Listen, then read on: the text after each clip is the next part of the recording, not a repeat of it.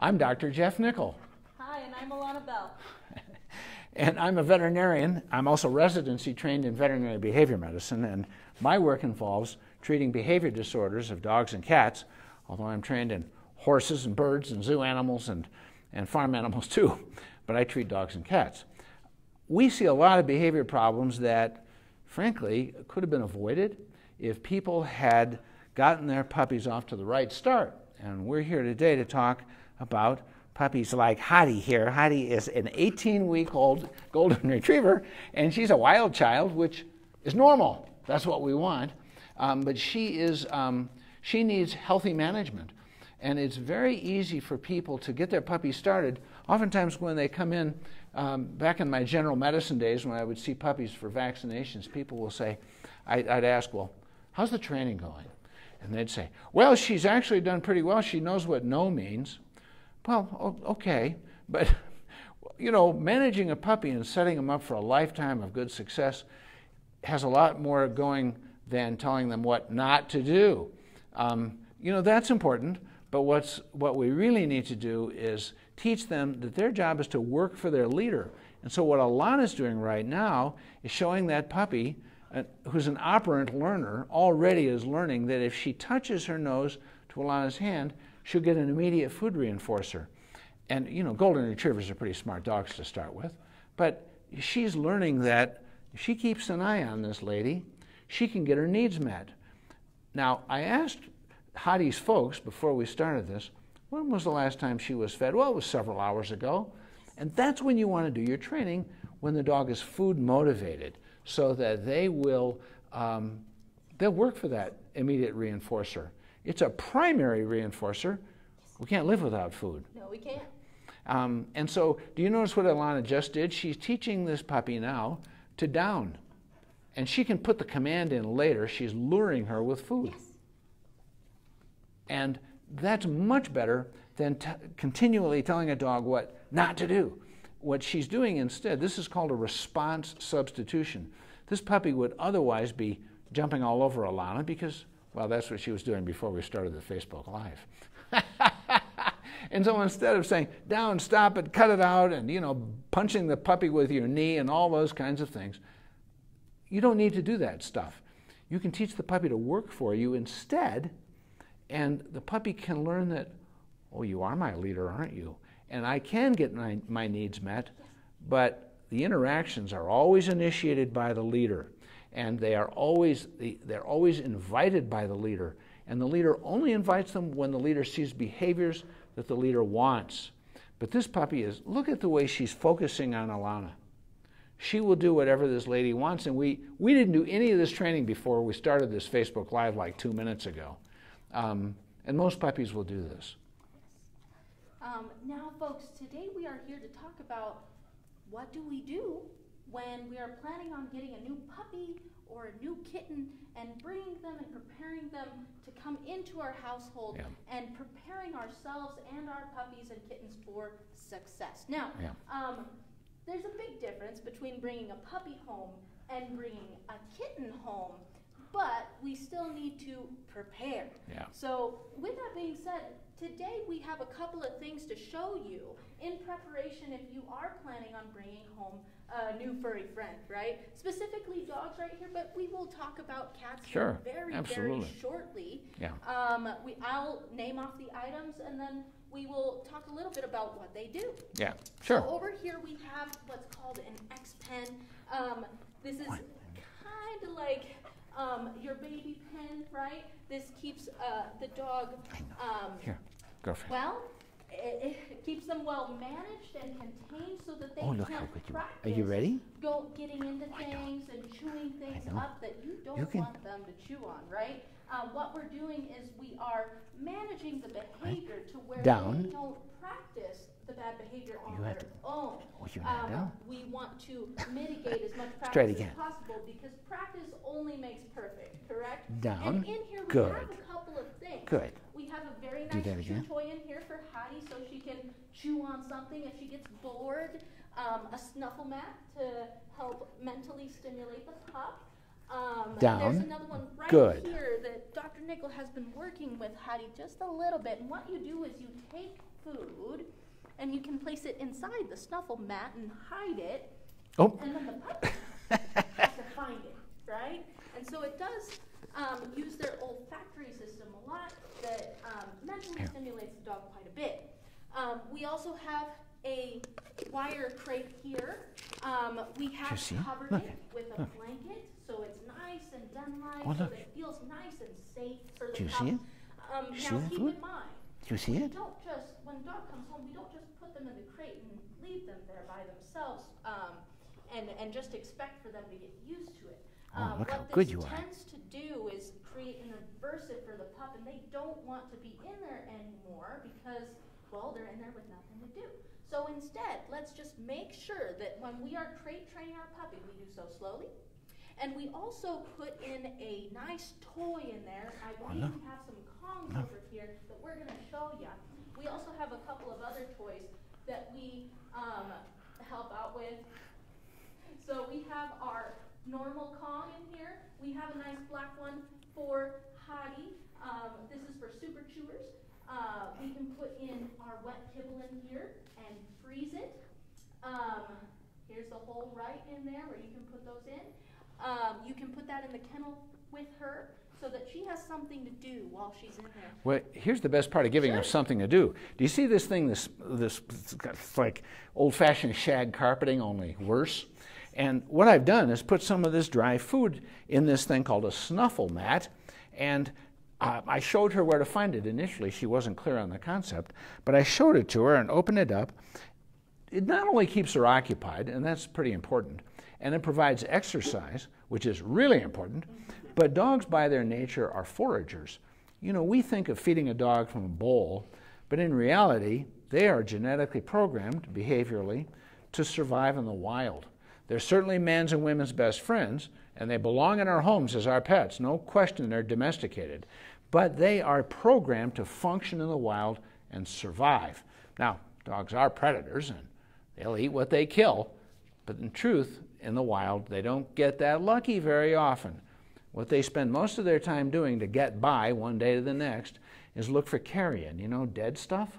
And so dogs are programmed to hunt and sniff and find little bits of food, some carcass, whatever.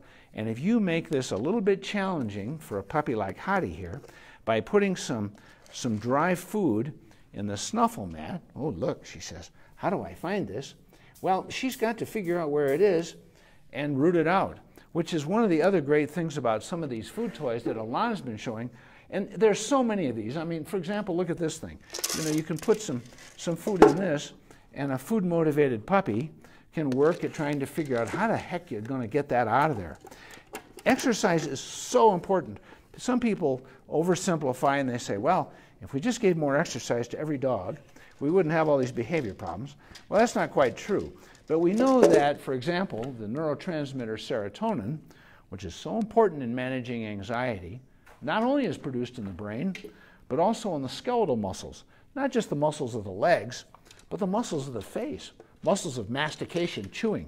So when this little dog is working hard to get this food out of this puzzle here, or out of the snuffle mat, or out of these food dispensing toys, she's not just exercising, but she's doing something that she's genetically programmed to do. I know of a kennel here in Albuquerque, believe it or not, that if you pay a little extra when you're boarding your dog, they'll say, well, we'll give it some exercise. It's a good thing. But their idea of exercise is training a dog to run on a treadmill. Well, that is exercise, but it's not canine specific. This dog can employ her natural required behaviors of survival by believing that if she doesn't get this food out of here, she's not going to make it. And you think, wait a minute, we love this dog. We don't want her to feel stressed that she's not going to get enough to eat. But in reality, that stress of survival is essential to who they are. And if we take that away from them by requiring them to simply gorge themselves from a bowl, here, girlfriend. We're easily distracted because we're a kid. Look, baby. Look, honey.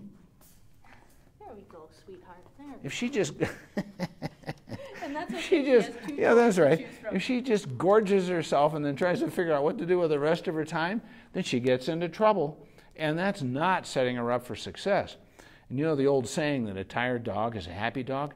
Well, you know what? It's true. Yeah. But if they're doing something that is natural for who they are, now, of course, another natural thing if you have a retriever, like Hottie here, is, you know, to play retrieving games. Or if you have a dog that is a herding dog, like a Border Collie or an Australian Shepherd, and you happen to have a flock of ducks or something like that, you can give them things to do that is natural for them. But they need to be exercised and good and tired, and that's when you start training. You train a dog who's relaxed. They can focus, right? That's true. Hungry, but yeah. focused. So, you know, so in terms of the X pen, which is short for exercise pen, these are kind of handy because they're modular. You can get other little sections and make them bigger. But, you know, Alana made an important point. To keep the puppy out of trouble, whether it's in a pen or in a crate, which, by the way, if it's a wire crate, it should be covered. Yes. So it feels like a den. Otherwise, it feels like a cage, and they can feel trapped in there when people approach, and we don't want that. But on the other hand, if you need to take a break yourself, well, for goodness sake, when you put them in one of these things, and more space is better, like Alana was saying, they need to stay occupied, and that is when you plan to give the puppy an opportunity to survive by foraging. And my recommendation for most people is you don't need a dog food bowl.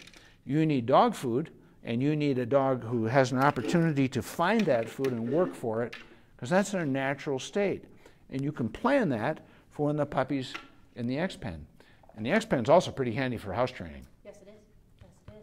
Now, keep in mind that with more space in the X pen, sometimes that makes potty training a little bit difficult. Yes, it does. You're right. If you're finding some trouble with your puppy doing potty training, actually, I believe we were just talking about this earlier with Hattie. The best thing to do is probably use your kennel or decrease the space so that the dog doesn't want to go in that space. Then we can take turns or put us on a schedule to where we take Hattie outside, or your puppy outside to go to the bathroom. Now remember, folks, please take your dogs out on a leash. Please take your dogs out on a leash. I know some folks will go, well, why should I put my puppy on a leash when we're going outside just to potty and coming right back? Well, the answer that I usually give is when a small child needs to go to the restroom and we're doing potty training exercises with this child, typically we see something called like the potty dance, right? And in that dance, we take the child by the hand and we place them in the bathroom to teach them, hey, this is where we have to go. It's the same kind of a concept with our puppy. Put them on a leash, take them outside. When they go potty, reward them, give them a treat for it. And then after, what you can do is you can take the leash off to give them freedom to sniff around as a reward. Well, you are right there. I'm sure you've heard of Ian Dunbar, PhD. Yes. Dr. Dunbar is one of the premier PhD behaviorists. He's not a veterinarian, he's a PhD. These folks are involved in a lot of the research, and his approach to that involves one-day house training, which you can actually do in one day when you first get a puppy at around 6, 8, 10 weeks of age. And it involves, and by the way, that whole concept is laid out on my website, which is drjeffnichol.com, drjeffnichol.com is my website, and you'll find it in there called One Day House Training. By the way, if anybody has a question or a comment about their puppy, please put it in the comment line, and Sarah will read it off to us and we can address it right now. But the basic concept of one-day house training is that your puppy is in a small area like an X pen or maybe a bathroom, and the puppy has food toys, has something to do, and once an hour you take the puppy on leash out to the yard, to the area of the yard where you'd like the puppy to eliminate. Now, when we look at the natural motivators, what is it if a dog is part of a free-living canine social group without people? They're out there on, they're just free-living. And they have a territory, and it has a scent boundary. Of course, it doesn't have a visual boundary. It doesn't have a fence. But when the young dogs learn where to go and where not to go, what they're taught is that if they eliminate around the periphery of the territory, that's part of the scent marking. So they're taught that they can earn a reinforcer if that's where they eliminate. So they get the great privilege, if they do the right thing, of a jaunt-off territory. And that's really important for this highly social species because they get to sniff and investigate and read the bulletin boards and post a few messages, which all dogs need to do at least a couple of times a day is get off the territory. Even if they don't interact with other dogs, they have that social experience of reading those scents and those pheromone semiochemical communications from other dogs. So your puppy, you take that puppy out there once an hour on leash, you don't say much, and when they go, they are in the immediate reinforcer of a jaunt off territory. You can give a food reward too if you like, but the real reinforcer is natural, and that is, this is what they're programmed to do. And then they take a brief walk off territory, they come back in the house, they can camp out in their X-pen or in the small bathroom, and an hour later they're taken back out. And then after one day of that, you can close tether them. You can take a 6-foot leash, clip it to your belt using like a lightweight carabiner, and that puppy is with anybody in the family, doesn't matter, and every hour or two, puppy is taken outside on leash, given the opportunity to do the right thing, and if they do, they earn that immediate jaunt off property. If they don't need to go, no big deal, you just come back inside. And typically that works pretty quickly with puppies. The mistake I see many people make is that they don't understand that concept. The puppy starts getting in the habit of urinating or defecating inside, and now we've got to correct a bad habit, which you don't need to. I mean, you can start this on day one, and that's the best time to do it. So, Doctor, I know that we've talked extensively about puppies and bringing puppies into our household. You know way more about cats, so I'm going to have you lead off. Oh, okay. Let's talk about cats. While I entertain Hardy for a little bit. You can pretend that Hardy's a cat, but they're really not the same. No, they're not. You know, I mean, they both make wonderful pets, but the truth is that they are socially very different. Cats, by their nature, are certainly social creatures and capable of interacting with each other and with their people, but they really don't require as much interaction. And that's why cats, in part, are such popular pets, is because many people believe they don't need as much care. Well, in truth, they need to see their doctor just as often, at least once a year. You don't need to train them to do much, although you certainly can. Yes, you can. You want to have a litter pan, or at least a couple of them, 1 litter pan per cat plus 1 in the household, and you scrape them twice a day and dump the litter and replace it once a week. When you wash that pan with a good detergent, if you don't do that stuff, you're setting the cat up to make urine soiling and fecal soiling mistakes, the most common behavior problems in cats. And you can set them up for stress-related bladder disease as well. Cats, I don't think it's a good idea to feed them free choice. We feed them canned, high-protein food on demand. But what cats really need is a household that's set up that mimics the wild environment. They need to be able to climb up high, scratch stuff with their claws, and they need to hide out in little hide boxes. And if you go to my website, drjeffnichol.com, drjeff, N-I-C-H-O-L, you will find feline environmental enrichments. And a better name might be feline environmental naturalizers, because you can keep a cat doing very nicely indoors if they have the advantages that they would have in a natural outdoor environment. And what we're really talking about here is setting our cats and dogs, or our puppies and kittens, up for success by giving them the kinds of behavioral opportunities that they would have if they were wild. They are our pets, but they're not little people in furry suits. They're not. Do we have any questions yet? No questions yet. We do have some regards from Isabel. Oh, Isabel, thank you for coming. Isabel usually comes to these. And then Cindy Coleman. And Cindy? Hi there. Wonderful. Hi, Cindy. I'm glad to see you. Actually, I don't see you, but you see me, and that counts. It's true. So what else do we, puppy classes. Let's talk about puppy training. Sure. The brain development of puppies, you know, most people have heard about early childhood development. Well, we understand a lot about that in puppies and kittens as well. And we know that in puppies, the developing brain, if we expose the puppy to gentle people of all descriptions, men, women, children, people of different races, different sizes, people wearing hats, people of all kinds of descriptions, that allow the puppy to approach them. Some puppy classes, what people do is they take the puppy and they push them in the laps of a bunch of other people. No, no, no. Pets get choices just like we do. People should not be glomming onto them, but waiting and inviting them to come so they can choose.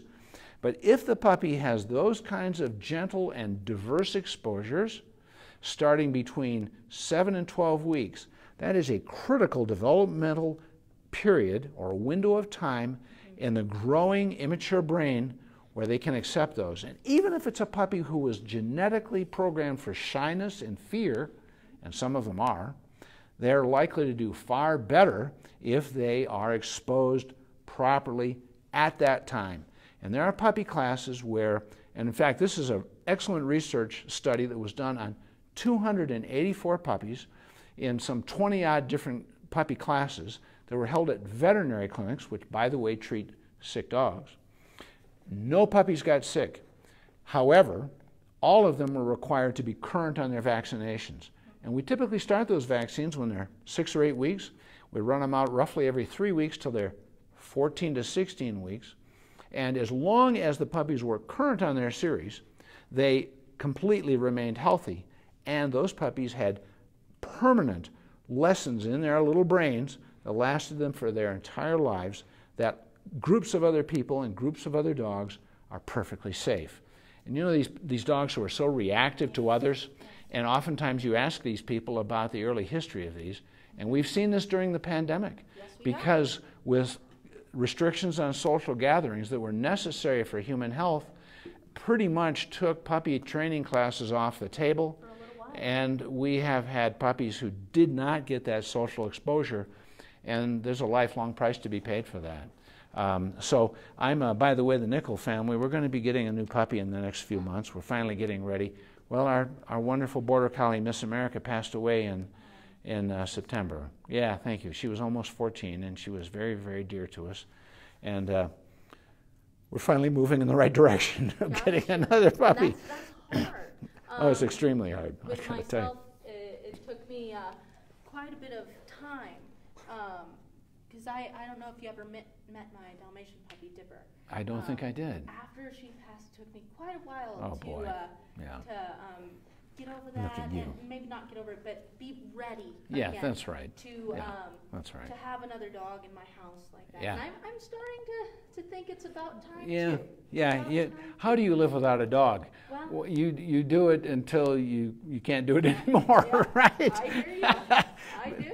But you notice how occupied this little dog has stayed, behaving like a dog, by the way, and not jumping all over us, and no requirement to say, stop it, cut that out, get down, and all that. And she's relaxed, in part because we're treating her like a dog. That was a lot of information, Alana. Any other questions for us today? No? We're doing pretty well. I'd say if there's no other questions, and we went over information pretty well. And this little dog is well, we're borrowing her. Yes, we are. From her wonderful family over here, who was kind enough to let us share her with us, and she's just the sweetest thing. I think there might be one more topic that we have to go over. Let's have it. This is probably the hardest one for most folks in being prepared for a new puppy. Research. Oh, there you go. Thank you. Research, very good. Research. Folks, please research your breed when you are planning on bringing in a puppy, what their predispositions are, and behaviorally, and because of genetics. I'll let you. Yeah. Let's see. How much exercise are they going to need? Yeah. Right? Do they mature faster or slower than other breeds? Right. Their height levels, what they're going to weigh, activity levels, yeah. And also what I was thinking is if they're going to be big dogs, then the sooner we get them into puppy classes, the better. We have to also research if the dog needs a job. Some border collies. They do. Yes, they do. In general, dogs need a job. Yeah. But for example, border collies are probably going to need a more physically demanding job or mental job than, say, a Bichon. Yes. Right? That's absolutely. And, I'm glad you brought that up, Alana, because, and I'm not going to dump on big dogs. I love dogs of all shapes and sizes. The but is that many people get dogs who are much bigger and more active than they're prepared to manage. And that creates so much trouble. And one of the worst things I really hate to see happen is people say, well, we've tried everything to try to manage this dog and we're going to have to give it away. Hold it right there. There's so much that could have been done differently, including choosing the right dog to start with. Not too big a dog, not a dog who's too wild and active to manage, but also the right classes. Yes. And start them off with that socialization exposure that we talked about, but also understand what their limitations are and what your limitations are. And take advantage of like doggy daycare services and playtime, which they do right here at the Center at Animal Humane, by the way. You can leave your dog here during the workday, and they can have it enjoy other dogs and get good and tired. And you can come for training classes, not just obedience, which is foundational, but agility work too. And there are tremendous opportunities here at the Center at Animal Humane, and I'm such a believer in setting them up for success and bringing out their best. And by the way, that's probably the biggest reason I've always had pets is they bring out my best and our children. You know, I think most of us are wired for this. They're called man and woman's best friend for a reason. Right? But you've got to set everybody up and yourself for success. So you're totally correct, Alana. You've got to research these things and try to get the right one. And when you pick a dog, an adult dog or a puppy, be observant. Back to my website, you can find how to pick the greatest puppy for your life and how to pick the greatest kitten for your life. I have YouTube videos on that. And my YouTube channel, of course, is youtube.com/Dr. Jeff Nichol. And if you go there, you'll see my videos on puppy and kitten selection, which, by the way, I shot them right here. Oh, really? Yeah, I did. And I've got a write-up on my website on those things, too. So there's great information. And, yeah, get the right one as best you can. All right. Are there any other questions for us today? No, we have a couple comments saying she's super adorable. She is. She is that. Little hearts for her. Yeah, as well there should be. She's wonderful. All right, folks. I'm going to make one last point. Sure. Just one last point. Here's something that's out there in the world, and that is that your dog is going to respect you better if you put a bowl of food in front of her or him, and while the dog is eating, you take the bowl away. That somehow brings out the best and shows them who's boss. You do not need to show your dog who's boss. Dogs, by genetics, recognize the leadership of humans. But you know what? If anybody here or anybody out there in the great Ethernet is sitting down having lunch with me sometime and we're having a nice time and you start eating off my plate, we're going to have a problem because that's my food. Yep. And it is not only unnecessary, but it is unkind, inappropriate, and unfair to mess around with a dog's food. Don't do that. There's no benefit to it. And one last point. There's an old expression, let sleeping dogs lie. Well, for crying out loud, don't wake me up either. You know, respect them. They deserve boundaries. Yes. Just like the rest of us. Not only that, but leadership can be developed and built in many other different ways. Yeah, of course. That's right. You don't need to take their food bowl away from No, you don't. In fact, I used to put a bowl in a kennel when I was kennel training my pups and just let them eat in there. Yeah. Let them eat in there. It is a fantastic food reinforcer, and they get reinforced in the kennel for being there. You can even do it in their playpen if they cry a lot in there. Yeah. You can feed them in there. Just let them be. And you can always use food in training, of course, but that comes from your hand. If it's in a bowl, leave it in a bowl. If it's in a snuffle mat, leave it in a snuffle mat. If it's in a puzzle toy or a puzzle bowl, leave it in the bowl, unless it is a danger for your dog. If there's any imminent danger, absolutely, let's do what's best for the dog. But other than that, leave it alone. Yeah, that's leave right. It alone. That's right. All right. Well, thanks, everybody. It was just great fun to share some information and to be here at the Center at Animal Humane. So have a great week. Be safe, and we'll see you next week. See you next week, folks.